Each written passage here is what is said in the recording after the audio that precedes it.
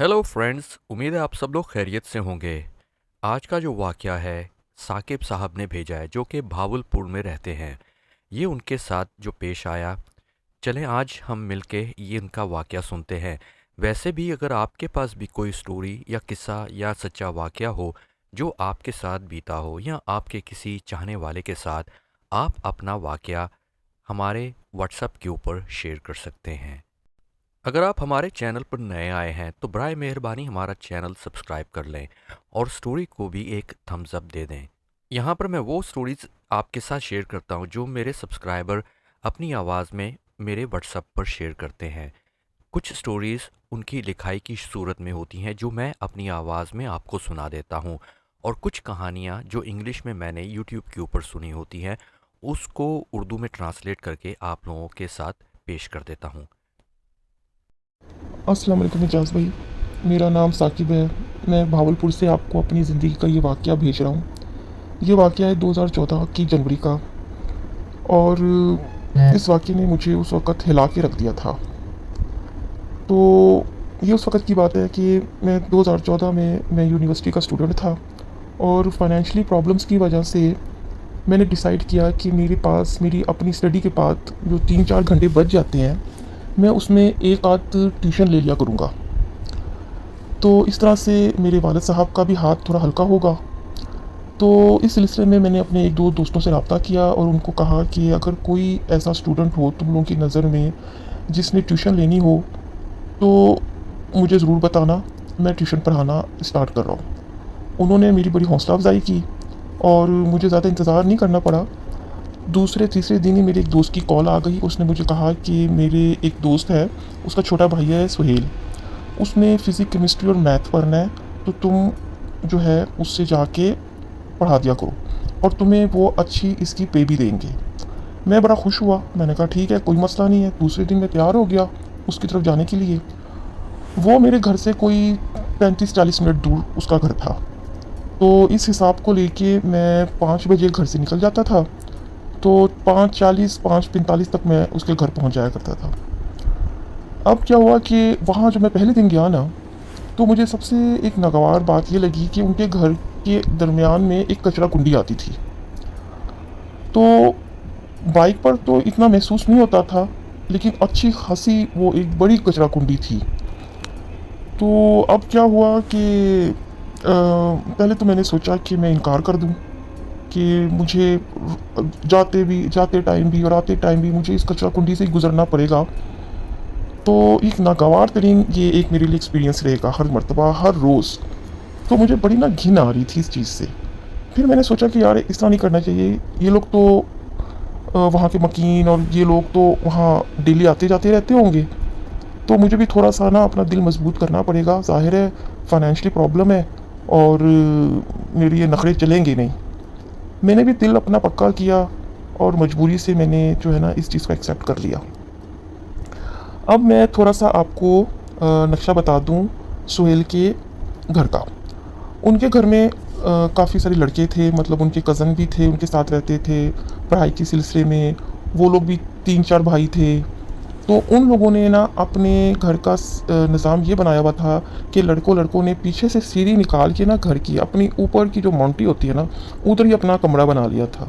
यानी कि घर के अंदर से होके हमें ऊपर नहीं जाना पड़ता था, हमें घर की बाहर की सीढ़ियों से ही हम उसके कमरे में मैं चला जाता था। तो नीचे से उन्होंने एक अलग से अपनी बेल रखी हुई थी। वही बेल बजाओ तो वो उनके लड़कों के कमरे में ही बेल जाती थी और वहाँ से ही कोई ना कोई लड़का निकल आता था। या कभी सुहेल निकल आता था, या उसका भाई निकल आता था, या कोई कज़न निकल आता था। तो अब ये जो चीज़ है ना, ये चीज़ मुझे बड़ी अच्छी लगी कि उनके घर की जो प्राइवेसी अलग थी और लड़कों ने अलग अपना ही अलग से रखा हुआ था प्राइवेसी। तो मेरे लिए उनके घर आना जाना इस मामले में ठीक था, लेकिन वो कचरे कुंडी वाली चीज़ है ना, मुझे बड़ा ही डिस्टर्ब करके रखा हुआ था। अब क्या हुआ कि इस चीज़ में मैंने भी अपने आप को यूज़ टू कर लिया कि चलो ठीक है, ये पार्ट ऑफ द लाइफ समझ लो। और जब मुझे कोई और इससे बेहतर अगर कोई मुझे ऑफ़र आती है तो मैं उधर मूव कर जाऊंगा। लेकिन अब इसको ज़ाहिर है मैंने अभी इसी को ही चलाना था। अब इस चीज़ को कोई 15-20 दिन समझ लें हो गए थे उधर से आते जाते। तो मैं इस तरह पहुंचता था कि 5:40, 5:45 इस तरह। तो एक दिन क्या हुआ कि कोई 15वें-20वें दिन की बात है, उसके घर जाते-जाते ना मुझे थोड़ा-सा ना टाइम लग गया। यानी कि मैं जो 5:45 पे जाता था, उस दिन घर से निकलते-निकलते कोई काम ऐसा मेरे गले पड़ गया जिसको निपटाते-निपटाते उसके घर में कोई रात को 7, साढ़े 7 हो गए। तो मैंने उसको इन्फॉर्म भी पहले कर दिया कि मैं आज ज़रा लेट आऊँगा। तो सुहेल ने कहा कि ओके ठीक है, कोई मसला नहीं है, मैं आपका वेट कर लूँगा।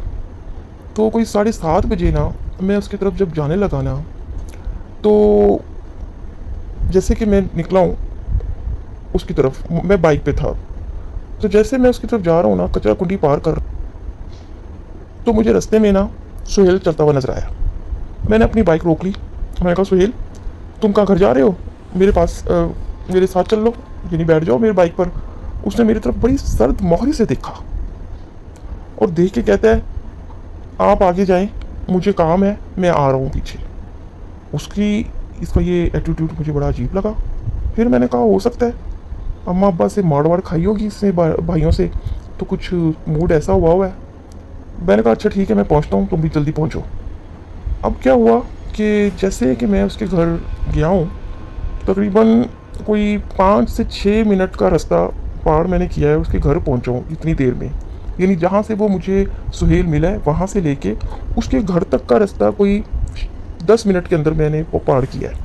वहाँ पहुँचा हूँ और जैसे मैंने नीचे बेल बजाई है, मैंने कहा अगर सुहेल नहीं अभी तक आया, ऊपर उसके भाई और उसके कज़न वगैरह कोई तो होगा जो दरवाज़ा खोलेगा। अब जब मैंने बेल बजाई है तो मैं देखता हूँ कि सुहेल ऊपर था। मुझे सुहेल ने दरवाज़ा खोला है। मैंने कहा अरे पहुँच गए तुम? कहते हैं सर हिलाया उसने इस तरह करके और मुझे ऊपर ले गया। ऊपर जाके मैंने देखा कि कोई वो उसके अंदर कोई चिंचिंग सी हुई भी है, वो खुल के बात नहीं कर रहा। क्योंकि मैं बड़ा हैरान। 2-3 सेकंड के बाद यार मुझे ख्याल में आया एजाज भाई कि ये तो उस वक़्त मेरे साथ, मैंने इसको देखा है रास्ते में 10 मिनट पहले मैंने इसको देखा है और मैं बाइक लेके आगे गया हूँ, तो ये मेरे साथ, ये तो पैदल था, ये मेरे से आगे कैसे पहुँच गया? ये चीज़ मुझे ना कुछ लम्हे बाद ख्याल आया मेरे। मैंने उससे पूछा, मैं कहा सुहेल, तुम तो अभी वहाँ पर थे और तुम इतनी पहले कैसे आ गए? तो कहता है साकिब भाई, वो बीच में एक रास्ता है सीधा, बड़ा इजी रास्ता है, मैं उधर से आ गया। मैंने कहा अच्छा, मैं तो वहाँ अजनबी था, ये तो वहाँ के रहने वाले मकीन है, इसको बेहतर पता होगा कि किस रास्ते से इतनी तेज़ी से आना है। मैं चुप रह गया और ज़्यादा मैंने इस चीज़ पे बहस नहीं की। और मैंने कहा चलो पहले ही मैं इतनी देर हो, मुझे आने में इतनी देर हो गई है, ऊपर से अगर मैं ये इन्वेस्टिगेशन लेके बैठ जाऊँ तो और देर हो जाएगी और मुझे वापस जाना भी है। मैंने कहा चलो ठीक है, निकालो बुक्स। वो बुक्स निकालने लगा तो कोई अभी बुक्स निकालते निकालते कोई 10 मिनट उसने मेरे, 10 मिनट भी नहीं समझ लें, 5-6 मिनट मेरी उसके साथ बात रही है। और मैं उसको मैंने इसको स्टार्ट किया मैंने पढ़ाना। तो मैं देखा बड़ा चुप सा है। मैंने कहा सुहेल, कोई कोई मसला है क्या, कोई डांट वांट पिटी है? कहता नहीं, मैं साकिब भाई मैं पानी लेके आता हूँ। मैंने कहा अच्छा। मैंने सोचा कि आज ना इसको कुछ तगड़ा, इसके साथ ना कुछ हुआ है जिसकी वजह से ना ये कुछ अजीबोगरीब हरकतें कर रहा है। जब वो निकल के कमरे से गया है तो वापस आने का नाम ही ना ले। अब उस कमरे में बैठे बैठे मुझे कोई हो गए थे 15-20 मिनट और मैं इंतज़ार करता रहा। पहले मैं ऑलरेडी लेट आया हूँ, उसके बाद मैं इसका इंतज़ार करने बैठ गया और मैं सोचने बैठ गया कि ये इतनी जल्दी कैसे भाग कर आया मेरे से पहले। अगर ये सीधा घर ही आ रहा था तो मेरी बाइक पे बैठ जाता। अब वो बाइक पे भी नहीं बैठा और सीधा मेरे से पहले दौड़ लगा के घर में था ये। अब कमरे में उसके अलावा और कोई नहीं था, उसके कज़न और उसके भाई कोई भी कमरे में नहीं थे, यही कमरे में था और ये निकल के गया तो कमरा खाली। अब मैं बड़ा परेशान हो गया। मैंने कहा भैया अब ये साहबजादे वापस आएँ तो मैं इनको कुछ पढ़ाऊँ, फिर पढ़ा के मैंने वापस जाना भी है। अब तकरीबन टाइम भी बहुत ज़्यादा हो गया। अच्छा जी, अब क्या हुआ कि मैंने हिम्मत की, क्योंकि 15-20 दिन तो हो गए थे इनको पढ़ाते पढ़ाते, लेकिन मैं कोई इतना फ्री नहीं हुआ था। मैं कभी नीचे उतर के मैंने इनके घर के जो अंदरून दरवाज़ा होता है मैंने वहाँ तक नहीं झांका था। उसी मेन नीचे गेट से निकल जाते थे और वही गेट में आके सीढ़ियाँ ऊपर की घूम के उनके कमरे में आ जाते थे। अब मैंने थोड़ा सा कमरे से बाहर निकला। मैंने कहा यार 15-20 मिनट हो गए हैं, पानी लेने गया है, इतनी देर लगा दी है, इसको ख्याल नहीं है इस चीज़ का। तो मैंने देखा तो जो उसका ऊपर के कमरे से जो मैंने देखा, जो उनका कमरा था, तो उनका जो नीचे जो उनका मेन गेट था, वहाँ से सुहेल आ रहा है अपने कज़न के साथ। यानी कि वो दोनों साइकिल पे थे और सुहेल साइकिल पे था, और दोनों दोनों दोस्त वो आ रहे हैं और उन्होंने घर में एंटर हुए हैं। घर में एंटर होकर उन्होंने उसी सीढ़ी से वो ऊपर आ रहे हैं। अब मैं बड़ा हैरान, वो ऊपर आया सुहेल।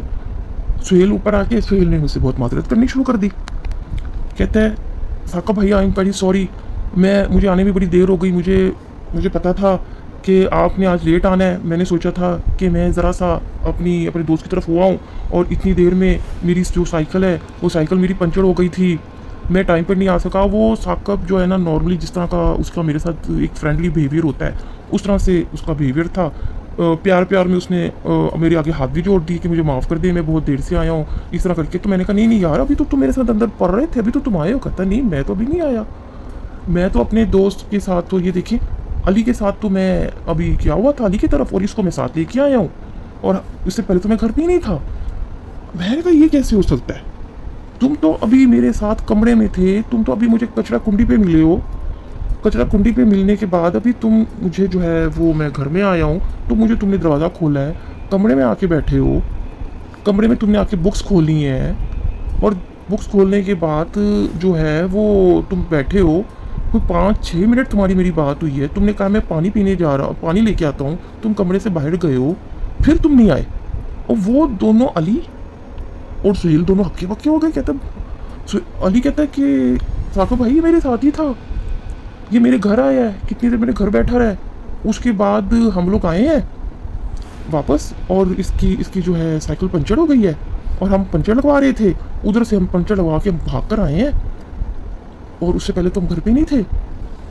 फिर हम कमरे में आए, देखा तो साकिब सुहेल की किताबें, जो बॉक्स था उसका बैग था वो खुला हुआ था, किताबें वैसी की वैसी पड़ी हुई थी, जैसे साकिब मेरे सामने जो है उसने पढ़ने के लिए जो है ना अपनी बुक्स खोली थी। अब हम लोगों का माथा इतना ठंडकिया, इतना परेशान हो गए हम लोग, हम एक दूसरे पे यकीन ही नहीं कर रहे थे। ना मुझे उसकी बातों पे यकीन आ रहा था, ना उसे मेरी बातों पे यकीन आ रहा था। जब भी यकीन करें ना, जो है वो सुहेल को मेरी बातों पे यकीन आ रहा था, और ना मुझे जो है सुहेल की बातों पे यकीन आ रहा था।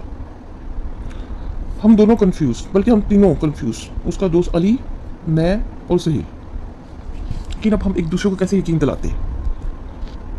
मैं अब सुहेल को कैसे यकीन दिलाता कि तुम मेरे इस कमरे में ऊपर तक मुझे लेके आए हो, तुम मुझे रास्ते में मिले हो। फिर मैंने उससे माजरत कर ली, मैंने कहा मैं आज पढ़ा नहीं सकता और मैं घर जा रहा हूँ। मैंने वहाँ से अपना बैग उठाया और मैं घर से निकल गया।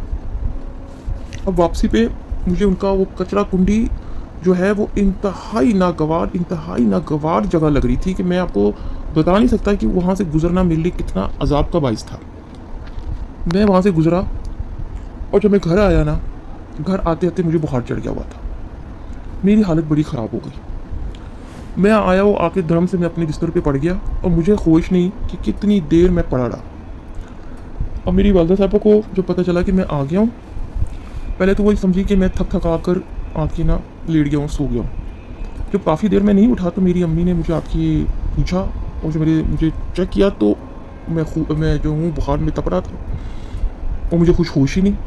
मेरी अम्मी ने फिर जो है वो घर में एक तरह से चीख चौहारा डाल दिया कि साकुब को क्या हो गया, साकुब को तो होश ही नहीं आ रही। अब मैं जो है वो बुखार में तप रहा था। फिर खैर मुझे तो होश नहीं था, घर वालों ने ही मेडिकेशन की, मुझे पट्टियाँ वट्टियाँ लगाई बर्फ़ की, और दवाई वगैरह का कोई इंतज़ाम किया। घर में ही डॉक्टर बुलाया गया, उसने कहा कि नहीं इनको बुखार है, और थी भी जनवरी, कड़क सर्दी, तो उस वक़्त तो यही था कि भाई ये मौसम का बुखार चढ़ गया। अब मेरा बुखार ऐसा था कि बुखार उतरने का नाम ही नहीं ले रहा था, थोड़ा कम होता था फिर ज़्यादा हो जाता था। अब दूसरे दिन जब मैं सुहेल की तरफ नहीं गया, तो मुझे सुहेल की तरफ से कॉल आ गई कि भाई साकिब भाई आप आ नहीं रहे। तो मेरी अम्मी ने कॉल उठाई, तो मेरी अम्मी ने कहा कि बेटा साकिब की तो इतनी तबीयत ख़राब है, जब आपकी तरफ से कल आया है और आके पड़ गया है, तो उसको तो बुखार ही उतरने को नहीं आ रहा, तो आपके घर में क्या हुआ था? फिर उसने मेरी अम्मी को बताया कि साकिब भाई कह रहे थे कि उनको मेरी शक्ल में कोई लड़का नज़र आया है रास्ते में कचरा कुंडी के पास, और उसके बाद कोई लड़का मेरे कमरे में नज़र आया है और 5-6 मिनट इनसे पढ़ता भी रहा है और फिर पानी का बहाना बना के निकल गया। लेकिन मैं तो उस वक़्त घर पे नहीं था। तो मेरी अम्मी तो ये सुन के बड़ी परेशान हो गई। अम्मी ने फिर उससे मज़ीद तफ़सील पूछने की कोशिश की तो उसने कहा कि मुझे बस इतना ही पता है। और भाई जो है वो उसी वक़्त जब उनको मैंने बताया कि मैं कमरे में नहीं था, तो भाई एकदम से जो है वो मुझे पढ़ाए बगैर ही चले गए थे और मैं आज इनका इंतज़ार कर रहा था, भाई आए नहीं। अब ये बात सुननी थी कि मेरी अम्मी को तो बड़ी परेशानी लाहक हो गई। अम्मी ने मुझे देखा तो अम्मी को भी बात समझ आ गई। मैंने वैसे अम्मी को नहीं बताया था कि मैं जहाँ पर ट्यूशन पढ़ाने जा रहा हूँ उनके रास्ते में कचरा कुंडी आती है। मुझे पता था कि मेरी अम्मी मुझे मना कर देंगी कि कचरा कुंडी से नहीं गुजरना। जो लोग गुजरते हैं ठीक है, लेकिन हर बंदे को अपनी हिफाजत जो होता है ना अपने घर वालों की करने की होती है कि अगर दूसरे गुजर रहे हैं ठीक है भाई तुम ना गुजरो। हर माँ तो यही सोचती है ना। तो मेरी अम्मी ना गुजरने देती मुझे, तो इसलिए मैंने अपनी अम्मी को नहीं बताई हुई थी ये बात, क्योंकि घर के शुरू में ना कचरा कुंडी पड़ता है और मुझे रोज़ 2 मरतबा पार करना पड़ता है। तो उधर से जो था सुहेल, उसने भी अपने घर में ये बात बताई तो उनके घर में भी बड़ी परेशानी जो है वो हो गई कि कचरा कुंडी की जो बातें थी ना फिर वो निकलने लगी। फिर उसने बताया कि हाँ कचरा कुंडी के आसपास तो काफ़ी सारे ऐसे वाक़यात कभी कभार लोगों के हो जाते हैं। कभी किसी को कुछ नज़र आता है, कभी किसी को आवाज़ें आती हैं।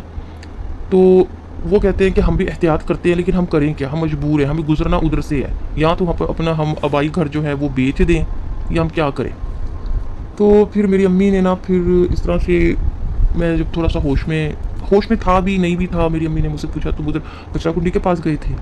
मुझे सुहेल ने ये बताया है कि तुम्हें सुहेल की शक्ल में लड़का नज़र आया है। फिर मैंने जो है अपनी जैसी भी मेरी हालत थी उस हालत में हल्की हल्की मैंने अम्मी को बता दिया हिम्मत करके, हाँ अम्मी, क्योंकि मेरे अंदर इतनी ताकत तो नहीं थी इतनी सब बोलने की। तो मैंने बता दी कि अम्मी इस तरह से मैं गया हूँ, रास्ते में मुझे जो है वो सुहेल नज़र आया है और उसकी मुझे समझ नहीं आ रही थी, काफ़ी रूट था। फिर मैं उसके घर गया हूँ तो उसी ने मुझे 10 मिनट के फासले में उसका घर था तो मुझे सुहेल घर में मिला है। तो उसके बाद मैं छोड़ के सब कुछ आ गया। फिर मेरी अम्मी ने अपने उनके कोई जानने वाले थे उनको पूछा, तो वो मस्जिद में इमाम होते हैं। तो उन्होंने कहा अच्छा ठीक है मैं आता हूँ और आके जो है ना साकिब को चेक करता हूँ। वो आए और उन्होंने आके फिर मुझे देखा, मुझसे बात सब कुछ पूछा। पूछने के बाद अपने तरीके से उन्होंने अपनी रूहानियत से चेक किया। उन्होंने कहा कि हाँ भाई बच गए हो तुम, बड़ी किस्मत वाले हो, माँ की दुआओं से निकलते हो, माँ की दुआओं के साए तले वापस आते हो। कोई महलूक थी वहाँ पर गंदी, तुम्हारे साथ मजाक करने के मूड में आ गई, तुम उसको अच्छे लगे, उसने तुम्हारे साथ थोड़ा सा ही मजाक कर दिया। लेकिन अगर तुम बर वक्त तुम्हारी माँ ना बताती या ना ये बात बाहर निकलती तो वो चीज़ तुम्हारे साथ लग जानी थी। बड़ा अच्छा किया तुम्हारी माँ ने कि तुम्हारी बर वक्त काट करवा ली, उस चीज़ से तुम्हारी जान छुड़वा दी। अब बेहतर यह है कि उस तरफ ना ही जाओ, क्योंकि ये चीज़ें ज़रूरी नहीं कि हर किसी के साथ लग जाए। वहाँ पर कचरा कुंडी है, हज़ारों लोग उधर से पार करके जाते होंगे आते होंगे। अब हमें नहीं मालूम किन किन वो चीज़ें किन किन के साथ लगेंगी और हो सकता है किसी के साथ ना भी लगें। हालांकि ये जो सुहेल बच्चा है वो भी तो वहाँ से आते जाते हैं, उनके अपने घर में कभी ऐसा कोई मामला नहीं हुआ। लेकिन अब ज़रूरी नहीं है कि किसी के साथ भी ना हो, किसी के साथ होगा किसी के साथ नहीं होगा, तुम्हारे साथ हो गया, अब आइंदा तुम उधर ना जाना। और उन्होंने फिर मुझे पढ़ने के लिए दुआएं भी दी और टेम्परेरी मुझे पहनने के लिए एक तावीज़ दिया। तो और मेरी अम्मी को भी कुछ दुआएं दी पढ़ने के लिए कि आपने बाजी ये पढ़ के पानी पे फूंक कर इसको पिलानी है और पानी जो है इसके ऊपर स्प्रे भी कर दीजिएगा और ये उस जगह पे ना जाए। इस तरह से फिर मैंने जो है वो सुहेल से माजरत कर ली कि मैं आपको पढ़ाने नहीं आ पाऊँगा और आप भी एहतियात करें। अगर आपको उस कचरा कुंडी से कुछ नहीं हुआ तो इसका ये मतलब नहीं है कि आपको कभी कुछ होगा ही नहीं, क्योंकि वो चीज़ आपके घर तक आई है, आपके कमरे तक आई है। तो मेरी ये बात सुन के वो लोग भी बड़ी परेशान हो गए, क्योंकि मैंने उनसे डायरेक्ट बात मैंने ना तो जाना था, मेरी उनसे सिर्फ फ़ोन पे ही बात हो रही थी। तो मैंने उनको भी फ़ोन कर दिया। अब वो भी परेशान हो गए, क्योंकि ज़ाहिर है वो चीज़ सुहेल की शक्ल में उनके घर के अंदर भी एंटर, उसके कमरे में भी एंटर हुई। तो कई दिन तो उन्होंने उस कमरे को ही यूज़ नहीं किया। उन्होंने कहा कि हम भी किसी मौलवी से, किसी मौलाना से पहले दम करवाएंगे, अपने कमरे का हिसार बंधवाएंगे, उसके बाद भी हम अपने कमरे में जाएंगे।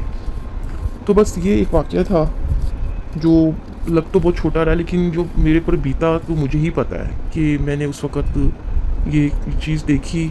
और बाद में जब मुझे पता चला कि वो जो है वो शैतान थे या जिन्नात थे, तो इस चीज़ ने मुझे अंदर तक हिला के रख दिया।